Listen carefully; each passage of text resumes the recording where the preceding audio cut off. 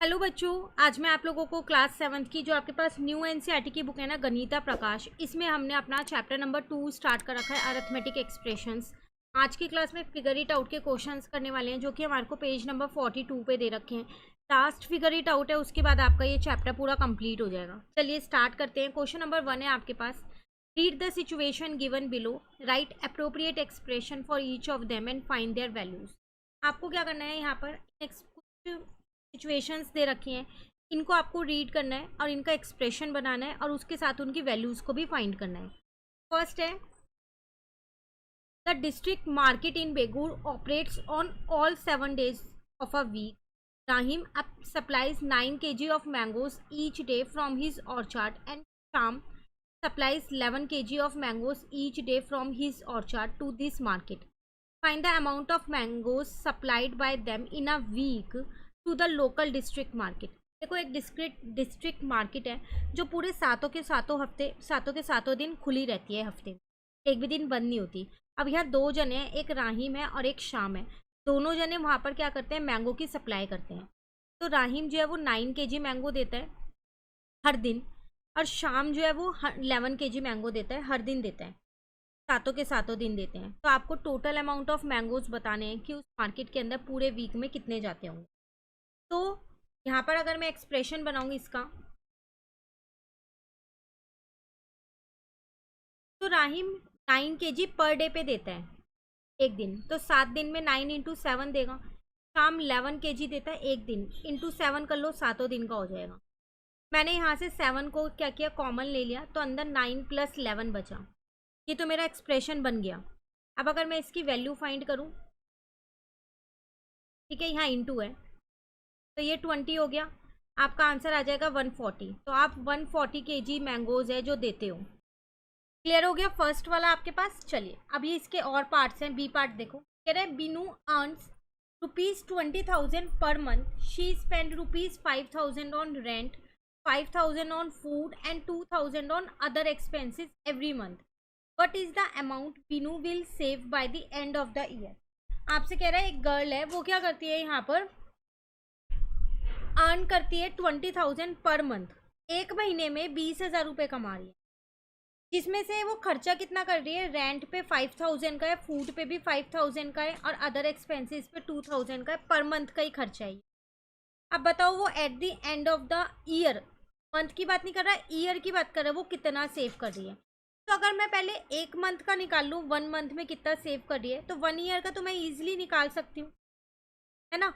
तो हम क्या करेंगे, यहाँ पर एक्सप्रेशन बनाते हैं। सबसे पहली बात,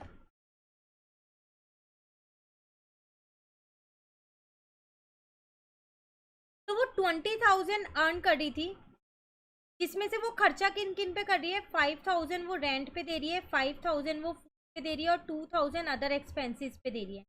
तो टोटल मिला के वो 12,000 का खर्चा कर रही थी। तो मैंने ये एक्सप्रेशन यहाँ पर बना दिया है, ठीक है। अब अगर मैं इसको सॉल्व करती हूँ, तो 20,000 माइनस का 12,000 आ जाएगा, मेरा आंसर आ गया 8,000। ये उसकी सेविंग हो गई, ठीक है। यहाँ पर आ गया सेविंग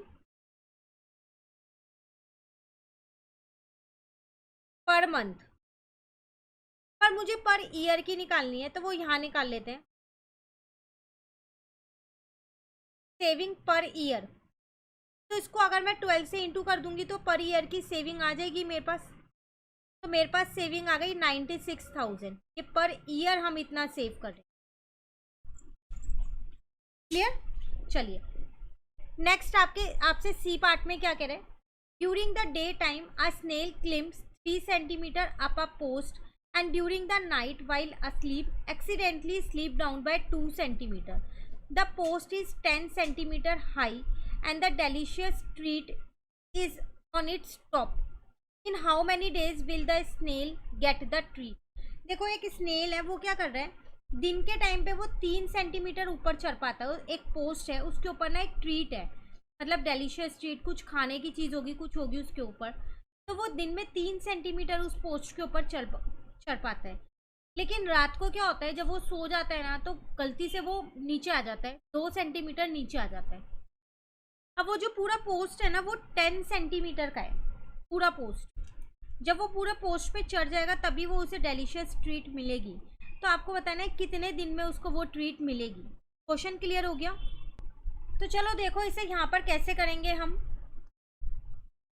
सबसे पहली बात, वो फर्स्ट डे पे कितना उसने ऊपर चढ़ा होगा वो, तो एंड ऑफ 1 डे मैं निकालती हूँ। एंड ऑफ डे 1 तो 3 सेंटीमीटर ऊपर चढ़ा, 2 सेंटीमीटर नीचे, कुल मिला के वो सिर्फ 1 ही सेंटीमीटर ऊपर चढ़ा। At the end of 2 day, second day के एंड में क्या हुआ, अब वो 1 सेंटीमीटर ऊपर चढ़ चुका है। तो 3 सेंटीमीटर ऊपर चढ़ा, 1 सेंटीमीटर पहले से ऊपर था, तो 4 सेंटीमीटर हो गया। 2 सेंटीमीटर रात को वो नीचे गिर गया, तो वो 2 सेंटीमीटर ही ऊपर चढ़ पाया दूसरे दिन के आखिरी में। अब एंड ऑफ डे 3, 2 सेंटीमीटर वो पहले से ऊपर था, 3 और चढ़ गया, तो कुल मिला के 5 सेंटीमीटर ऊपर चढ़ गया। रात को 2 सेंटीमीटर फिर वो नीचे गिर गया, तो अब वो 3 सेंटीमीटर ऊपर है। डे 4 की अगर मैं बात करूं, जब डे 4 ख़त्म हो गया था बिल्कुल, पहले से वो 3 सेंटीमीटर ऊपर था, 3 सेंटीमीटर और चढ़ गया, तो 6 सेंटीमीटर हो गया। 2 सेंटीमीटर वो नीचे गिर गया, तो आपका आंसर आ गया 4 सेंटीमीटर। अगर मैं यहाँ डे 5 की बात करूं, तो 4 सेंटीमीटर पहले से था, 3 सेंटीमीटर उस दिन चढ़ा दिन के टाइम में, 7 सेंटीमीटर हो गया। रात को 2 सेंटीमीटर नीचे उतर गया, तो 5 ही सेंटीमीटर रह गया। फिर ऐसे ही डे 6 का निकाल लेंगे। 5 सेंटीमीटर पहले से था, 3 सेंटीमीटर और चल गया, 8 सेंटीमीटर हो गया। 2 सेंटीमीटर नीचे आ गया, तो 6 सेंटीमीटर हो गया। ठीक है, अब डे 7 पे आ जाओ। 6 सेंटीमीटर पहले से था, 3 सेंटीमीटर सुबह चढ़ गया, 9 सेंटीमीटर हो गया। रात को 2 सेंटीमीटर नीचे आ गया, तो 7 सेंटीमीटर हो गया। ठीक है, अब डे 8 पे आ जाओ। एंड ऑफ डे 8, 7 सेंटीमीटर पहले से था, 3 सेंटीमीटर और चढ़ गया, 10 सेंटीमीटर हो गया।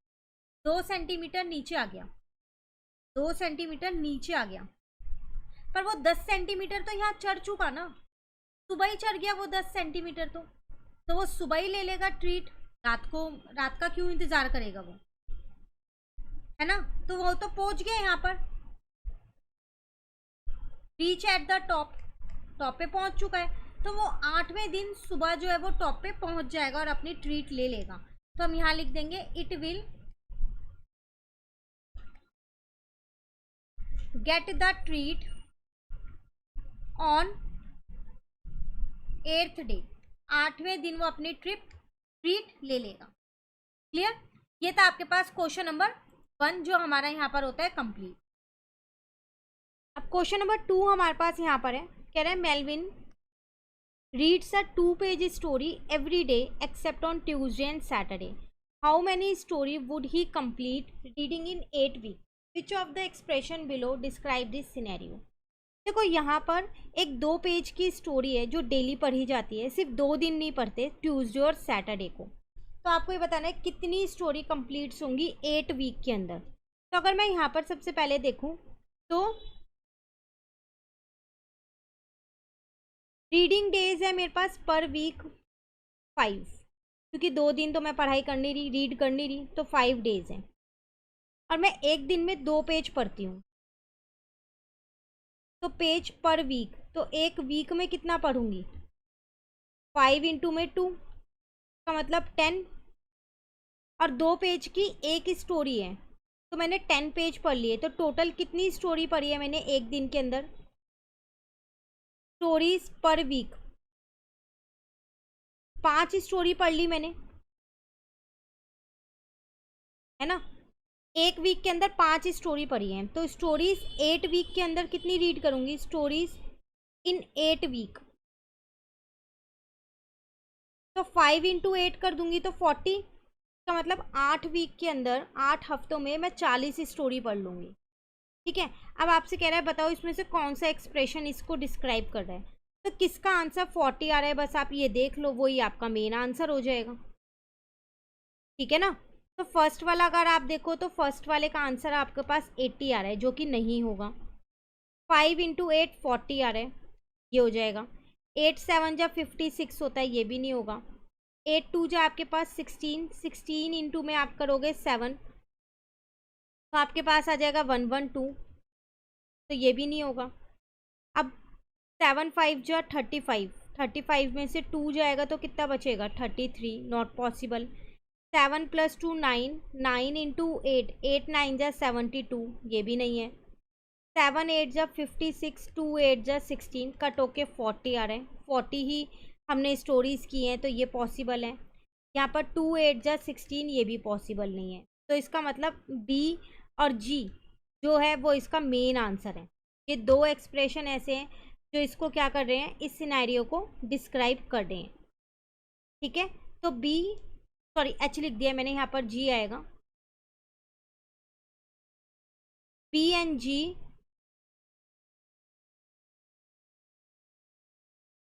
Describe the scenario. क्लियर? ये था आपके पास क्वेश्चन नंबर 2 जो कंप्लीट हो गया हमारा। अब नेक्स्ट क्वेश्चन नंबर 3 हमारे पास यहाँ पर है। इसमें आपसे क्या कह रहे हैं, find different ways of evaluating the following expressions. कुछ एक्सप्रेशंस आपको दे रखे हैं, आपको क्या करना है, उनको इवेलुएट करना है, लेकिन अलग अलग तरीके से करना है। जैसे अगर आप फर्स्ट वाला यहाँ पर देखें, 1 - 2 + 3 - 4 + 5 - 6 + 7 - 8 + 9 - 10 है। तो हम इसका फर्स्ट वे यहाँ पर लिखते हैं। दो तरीके से इवेलुएट करके मैं आपको दिखाती हूँ यहाँ पर। तो मैंने फर्स्ट वे ले लिया, 1 - 2 एक ब्रैकेट में ले लिया, 3 - 4 एक ब्रैकेट में ले लिया, देन 5 - 6 एक ब्रैकेट में ले लिया, 7 - 8 एक ब्रैकेट में ले लिया, ठीक है, और 9 - 10 एक ब्रैकेट में ले लिया। दो दो टर्म्स मैंने एक एक ब्रैकेट में ले लिए। तो इसका आंसर भी -1 आएगा, इसका आंसर भी -1 आएगा, इसका आंसर भी -1 आएगा, इसका भी -1, का भी -1 ही आएगा। तो कितने हैं -1, 1 2 3 4 5, तो मेरा फाइनल आंसर -5 आ जाएगा। ठीक है, ये तो फर्स्ट वे हो गया। सेकेंड वे में पता है मैंने क्या किया, प्लस वाले नंबर्स एक साथ ले लिए। जैसे 1 + 3 + 5 + 7 और +9 एक साथ ले लिया। अब माइनस वाले नंबर एक साथ ले लिए, -2, उसके बाद हम यहाँ कह सकते हैं -4 -6 -8 -10। ठीक है, तो इनको एक ब्रैकेट में रखा और इनको एक ब्रैकेट में। अब जब ब्रैकेट बना दिया और बाहर माइनस है तो ये साइन सारे चेंज हो गए। हमने ये कंसेप्ट किया था, बाहर माइनस होता है तो अंदर के साइन चेंज होते हैं, है ना। अब इन्हें जब मैं प्लस करूँगी यहाँ पर तो कितना आ जाएगा, 9 + 1 10 हो गया, 17 20 25 माइनस। अब इन्हें प्लस करो, 6 + 4 10 20 30। आंसर दोनों ही केस में -5 आ रहा है। क्लियर? तो आपको डिफरेंट वेज में लिखना था, तो यहाँ मैंने दो तरीके से ए पार्ट का आंसर लिख दिया। चलिए अब बी पार्ट का भी डिफरेंट वेज में लिखते हैं हम यहाँ पर। तो सब 1 1 ही दे रखे हैं,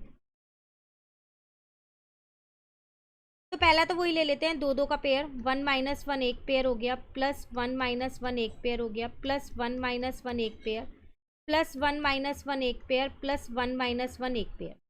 तो देखो 1 2 3 4 5 पेयर हो गए। सबका आंसर 0 आ रहा है। 0 + 0 + 0 + 0 + 0, आंसर फाइनली 0 ही आ रहा है। ये हो गया आपके पास फर्स्ट वे। ठीक है, सेकेंड वे में क्या करते हैं, प्लस वाले एक साथ ले लो। 1 + 1 कितने हैं, 1 2 3 4 5 ही हैं। ठीक है, और माइनस वाले भी 5 ही होंगे, 1 2 3 4 5। देखो बाहर माइनस है इसलिए अंदर प्लस का साइन लगाया, ध्यान रखना। तो 5 - 5, इसका आंसर भी 0 आ गया। क्लियर? तो ये था क्वेश्चन नंबर 3 आपके पास जो कंप्लीट हो गया हमारा। क्वेश्चन नंबर 4 हमारे पास यहाँ पर है, कह रहा है compare the following pair of expressions using this sign greater than, smaller than and equal to और बाय रीजनिंग। आपको क्या करना है, यहाँ कुछ एक्सप्रेशंस दे रखे हैं, आपको इनको क्या करना है, कंपेयर करना है। जैसे अगर आप यहाँ फर्स्ट वाला एक्सप्रेशन देखो तो 49 - 7 + 8 है, और यहाँ पर भी 49 - 7 + 8 है, बोथ आर सेम, तो हम इक्वल टू का साइन लगा देंगे। And the next one is 83 × 42 - 18, and on the right side 83 × 40 - 18। ध्यान से देखो, यहाँ पर 42 है और यहाँ पर 40 है, तो यहाँ बड़ा नंबर है तो ऑब्वियस सी बात है यहाँ का नंबर बड़ा आएगा मल्टीप्लाई करके, आएगा नहीं आएगा? तो इसका मतलब क्या है, आपके पास ये वाला एक्सप्रेशन बड़ा है। ठीक है, फिर नेक्स्ट सी पार्ट में कह रहा है 145 माइनस 17 इंटू 8, यहाँ है 145 माइनस 17 इंटू 6। अगेन यहाँ पर आपके पास ये छोटा नंबर है, तो 145 में से आप 17 6 अगर आप लेते हो यहाँ पर 102 माइनस करोगे, और यहाँ पर ज़्यादा माइनस करोगे क्योंकि यहाँ पर बड़ा नंबर है, 17 इंटू 8 है 136, तो आपके पास यही वाला बड़ा आएगा। ठीक है, then next is 23 into 48 minus 35 और 23 इंटू 48 माइनस 35, लेकिन ये ब्रैकेट में है, तो 23 इसके साथ भी मल्टीप्लाई का और इसके साथ भी मल्टीप्लाई का है ना, इसमें दोनों के साथ मल्टीप्लाई का है और इसमें सिर्फ एक ही के साथ मल्टीप्लाई का है। तो जब आप दोनों के साथ मल्टीप्लाई करोगे यहाँ एक के साथ, तो ऑब्वियस सी बात है यही बड़ा आएगा, वो वाला आंसर छोटा हो जाएगा क्योंकि आप उसमें माइनस कर रहे हो, है ना। तो आप यहाँ कह सकते हो यहाँ आप 23 को 13 से इंटू कर रहे हो सिर्फ, और यहाँ पर 23 को पहले 48 से इंटू कर रहे हो और उसके बाद 35 को माइनस कर रहे हो, तो इसका मतलब ये ग्रेटर आएगा। देन ई पार्ट में आपसे क्या कह रहे हैं, 16 माइनस 11 इंटू 12 या फिर माइनस 11 इंटू 12 प्लस 16 इंटू 12। देखा जाए ना तो ये दोनों ही चीज़ सेम लिखी हुई है, मैं यहाँ से 12 को कॉमन ले सकती हूँ और 16 माइनस 11 अंदर लिख सकती हूँ ना, हमने कॉमन लेना सीखा था, तो ये दोनों ही चीज़ सेम लिखी है, सिर्फ लिखने का तरीका अलग हो गया। क्लियर? नेक्स्ट है 76 माइनस 53 इंटू 88, अगले वाले में आपके पास 88 इंटू 53 माइनस 70। तो यहाँ पर तो पॉजिटिव नंबर आएगा जब माइनस करोगे, पर यहाँ नेगेटिव नंबर आएगा जब माइनस करोगे, तो ऑब्वियस सी बात है यही बड़ा होगा। क्लियर? नेक्स्ट है 25 इंटू 42 प्लस 16, 25 इंटू 43 प्लस 15। देखो अगर आप इन दोनों को प्लस करोगे तो आपके पास 58 आएगा, और इन दोनों को प्लस करोगे तो भी 58 ही आएगा। तो ये दोनों आपके पास सेम ही चीज़ लिखी है, यहाँ पर प्लस एक नंबर कम है तो यहाँ पर एक नंबर ज़्यादा है, वही बराबर हो गया है, तो ये इक्वल टू आएगा। क्लियर? नेक्स्ट है 36 इंटू 28 माइनस 16 और 35 इंटू 27 माइनस 50। ध्यान से देखो, अगर आप इसमें से इसको माइनस करोगे तो 12 आएगा, लेकिन इसमें से इसको माइनस करोगे तब भी 12 आएगा, पर यहाँ पर 36 है, यहाँ 35 है, 36 से बड़ा नंबर आएगा ना, तो इसलिए ये ग्रेटर होगा। क्लियर है? अब नेक्स्ट क्वेश्चन नंबर 5 आपके पास है यहाँ पर, identify which of the following expressions are equal to given expression without computation. देखो आपको यहाँ पर ना ये एक एक्सप्रेशन दे रखा है, आपको इसे मतलब कंप्यूट नहीं करना, वैल्यू नहीं निकालनी, और ये देखना है कि इनमें से कौन से एक्सप्रेशन के साथ ये मैच होगा। यू मे री right the expression using terms और रिमूविंग ब्रैकेट्स। आप एक्सप्रेशंस को कि जो टर्म्स वगैरह है उन्हें लिख सकते हो और उनमें ब्रैकेट्स वगैरह रिमूव कर सकते हो या लगा सकते हो। There can be more than one expression which is equal to given expression. और इन चारों में से ऐसा नहीं है एक ही होगा, एक से ज़्यादा भी हो सकता है और एक भी हो सकता है। ठीक है, फर्स्ट है 83 माइनस 37 माइनस 12। चेक करते हैं। तो पहली बात, यहाँ तीन टर्म्स है, अगर आप देखो एक 83 है, एक माइनस 37 है और एक माइनस 12 है। तो देखो ये तो होगा ही नहीं क्योंकि इसमें एक टर्म है 84, 83 और 12 मैच ही नहीं हो रही, टर्म्स ही नहीं मैच हो रही। सेकेंड वाला भी नहीं होगा क्योंकि इसमें भी टर्म्स मैच नहीं हो रही, 84 आ रहा है इसमें भी। थर्ड वाला भी नहीं होगा, क्यों? इसमें 83 तो मैच हो रहा है पर 38 और 13 नहीं मैच हो रहा। अब फोर्थ वाला देखो, 37 माइनस का है, 12 माइनस का है, 83 प्लस का है, इसका मतलब इसका आंसर ये हो जाएगा कि ये वाला मैच हो रहा है। ठीक है, बी वाले में 93 प्लस 37 इंटू 44 प्लस 76। ध्यान से समझना, ये दोनों मल्टीप्लाई में आपस के 37 और 44 मल्टीप्लाई का है और 76 और 93 प्लस के हैं दोनों उसके बाद। तो फर्स्ट वाला अगर मैं देखूं तो उन्होंने 93 को 44 से मल्टीप्लाई कर दिया, नहीं मल्टीप्लाई तो 37 ही होगा 44 से, यहाँ पर 37 को 76 से कर दिया, ये भी गलत है। यहाँ पर इन्होंने क्या किया, 93 और 37 को प्लस कर दिया, एक ब्रैकेट बना दिया और इसका एक बना दिया। ऐसे नहीं हो सकता क्योंकि 37 तो 44 के साथ है मल्टीप्लाई का, तो 37 44 के साथ है मल्टीप्लाई का और 93 और 76 प्लस के हैं। हाँ, ये वाला मैच हो रहा है। तो बस आपको ये देखना था कि कौन सा मैच हो रहा है और उसको आपको इसमें टिक करना है। क्लियर? चलिए क्वेश्चन 5 नहीं, क्वेश्चन 6 मिसप्रिंट हो गया, ये क्वेश्चन 6 है। कह रहे choose a number and create 10 different expression having that value. कोई भी एक नंबर आप चूज कर सकते हो और उससे ना आपको क्या करना है, 10 एक्सप्रेशंस बनाने हैं, ठीक है। वैल्यू सेम रहनी चाहिए, तो आप कोई सा भी नंबर ले लो। यहाँ पर कर लेते हैं हम, तो लेट द नंबर बी 15 ले लिया मैंने। कोई सा भी ले सकते हो, ऐसा ज़रूरी नहीं है मैंने 15 लिया है तो आप भी 15 लो। अब आपको 10 एक्सप्रेशंस बनाने हैं, तो चलो बनाते हैं। सबसे पहले मैंने इसको 10 + 5 बना दिया। 15 - 0 बना सकते हो, ठीक है। 30 ÷ 2 बना सकते हो, 15 ही तो आएगा। और 3 × 5 बना सकते हो, 7 + 8 बना सकते हो, 20 - 5 बना सकते हो, 2 × 7 + 1 बना सकते हो, 15 आएगा करके। 12 + 6/2 बना सकते हो, 15 ही आएगा करके। 2 8 जा 16 -1 बना सकते हो। 5 5 जा 25 -10 बना सकते हो। तो 10 एक्सप्रेशंस मैंने बना दिए। आप ऐसे कितने भी बना सकते हो, और ज़रूरी नहीं है जो मैंने लिखे हैं वही आप लिखो, अपने हिसाब से भी बना सकते हो, अपने अकॉर्डिंग। सॉल्व करके आंसर 15 आना चाहिए हर केस में, ठीक है। इसी के साथ आपके यहाँ पर ये figure it out plus chapter जो है वो हमारा पूरा कंप्लीट होता है। अब नेक्स्ट क्लास में हम नेक्स्ट चैप्टर के साथ मिलते हैं, चैप्टर नंबर 3 के साथ। Thank you.